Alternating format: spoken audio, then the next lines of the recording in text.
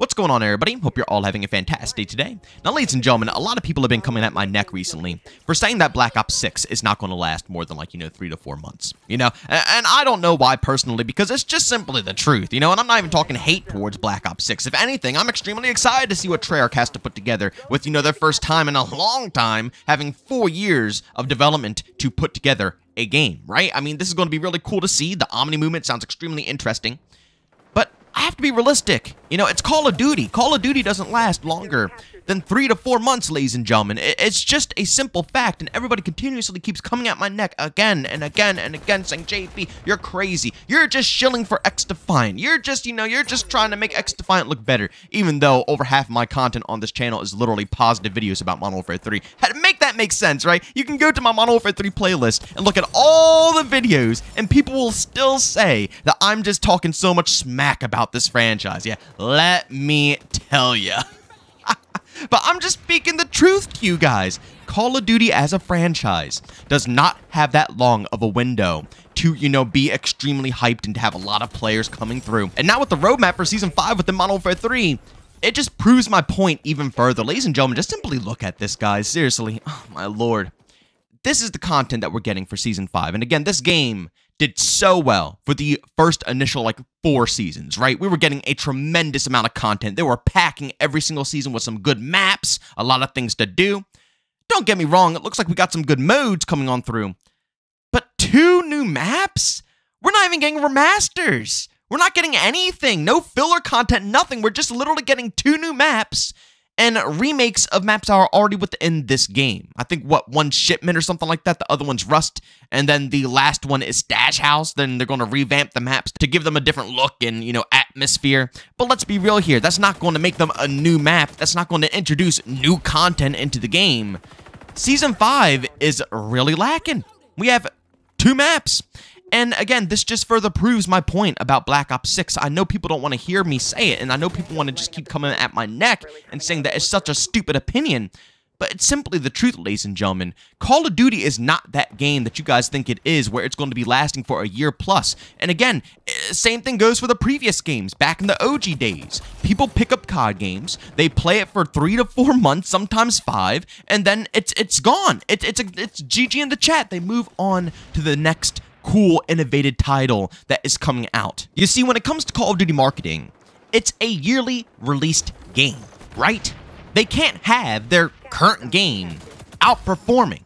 They must make sure it dwindles away. Even if it's an outstanding game, even if it has amazing gameplay, even if it looks fantastic, sounds fantastic, and is fantastic, they must slowly dwindle it away to bring up the hype for the next title, because that's all that matters. To the investors who are invested in Activision, well, I guess it's now invested into Microsoft, the shareholders only care about the yearly price tag. Yes, microtransactions are phenomenal as well, don't get me wrong, but all of the, the price tags that they want to see are yearly, yearly.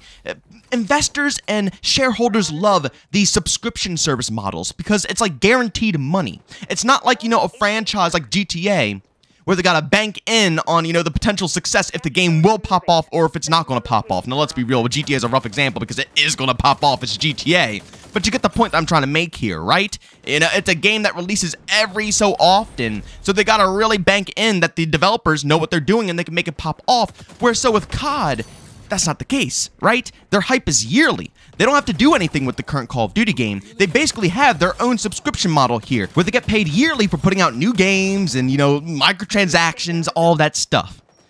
They gotta make sure the previous game starts slowing down a bit, because Black Ops 6 is here. Now it's time to hype up Black Ops 6, so Modern Warfare 3 can't be getting all the focus. And let me tell you guys something. It's not gonna look pretty for Black Ops 6 down the road either, right? When Black Ops 6 finally comes out and that game gets its initial hype, and whatever game comes afterwards, if it's going to be the Black Ops 2 sequel, or if it's going to be a game made by Infinity Ward, guess what? Black Ops 6 is going to slowly start dying down as well, because they need to build up hype for the next game. They can't have everybody saying, oh, Black Ops 6 is so good, I want to stay on Black Ops 6. Black Ops 6 is the only game I want to play. Black Ops 6 is phenomenal. This is like the best game ever made. They don't want people saying that. Yes, they want them to say that in the beginning. They want that hype to be there, right? And they already got a bunch of people, as you could tell in the comment section, on all the trailers and stuff like that. They already got them, but trust me on this one. A half a year down the road, close to a year down the road, Black Ops 6, once again, like I said, is going to slowly die out on purpose. On purpose. To build up hype for the next upcoming game. It happens every time around. And again, I gotta make this extraordinarily clear, because every single time I put out a video like this, people think I am, like, purposely hating, and I don't want to see Treyarch be successful or make a good game. That is far, far from the freaking truth.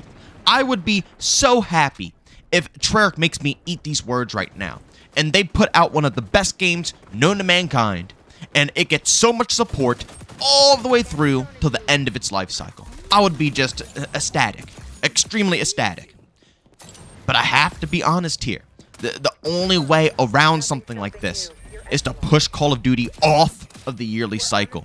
And I don't think that's ever going to happen. With Microsoft just picking up Activision, do you really think Microsoft bought Activision to extend the time on Call of Duty games being produced? No, they bought Activision because they saw, how much of a moneymaker Call of Duty is on a year-to-year basis, and that is going to be how they're going to make, a mass majority of that, payment back. That, Candy Crush, all those games. But do you really think they're going to change anything about how much money those games make at all? No, probably not. Probably not until they make their initial investment back. And then maybe, just maybe, we'll see some tweaks and changes. But until then, I can't see Call of Duty getting off of the yearly cycle. And as long as it's on that yearly cycle, this is exactly what the community should expect here. Please, you got to expect it. And I know a lot of people want to have the blinders on right now, and they want to think this is going to turn out to be phenomenal a year down the road. I do too. Trust me, I wanted to turn out phenomenal because Treyarch never gets this chance, this opportunity to shine.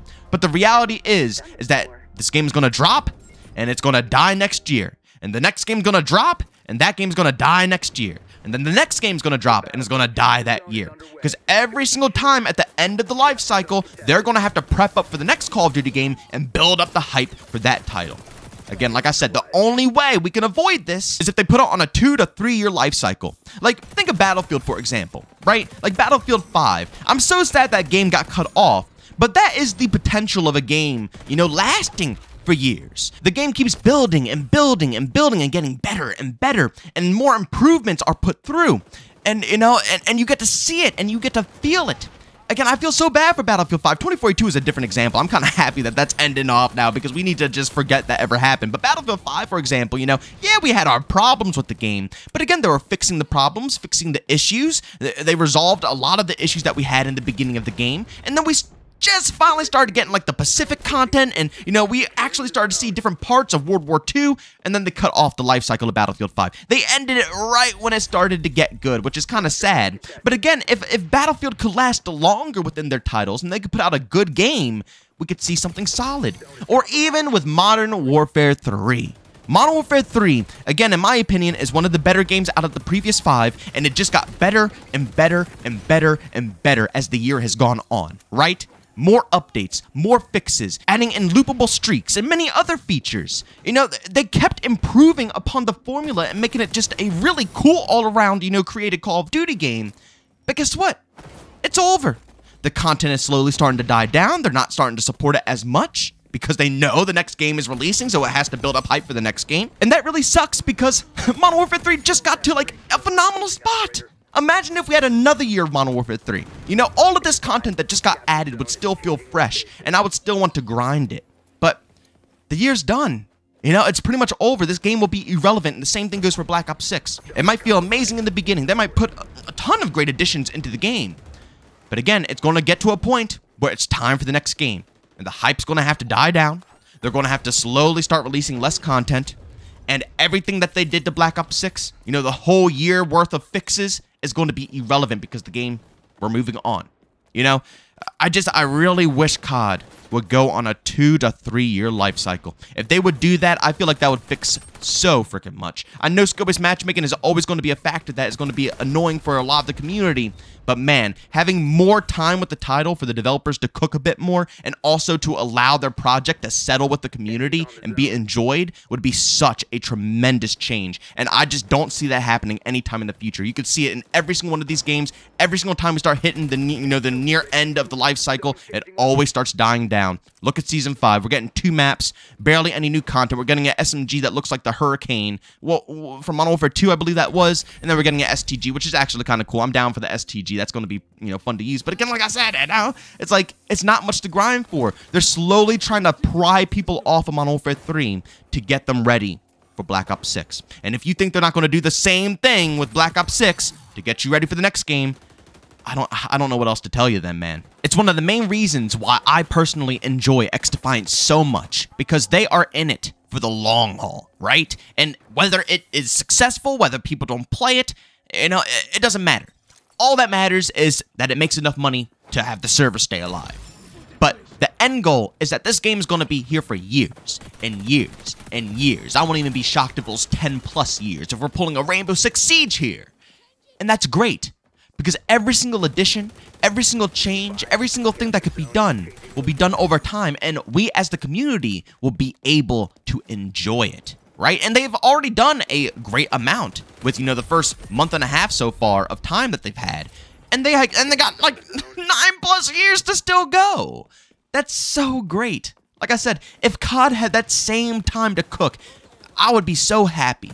If Modern Warfare 3 had more time so people could actually hop in, the game is finally going on Game Pass for people to enjoy. And I'm so happy that it is, because like I said, it sucks that it could never get the recognition because it was always considered DLC, which it kinda was, right? So nobody wanted to buy into it for the full price tag.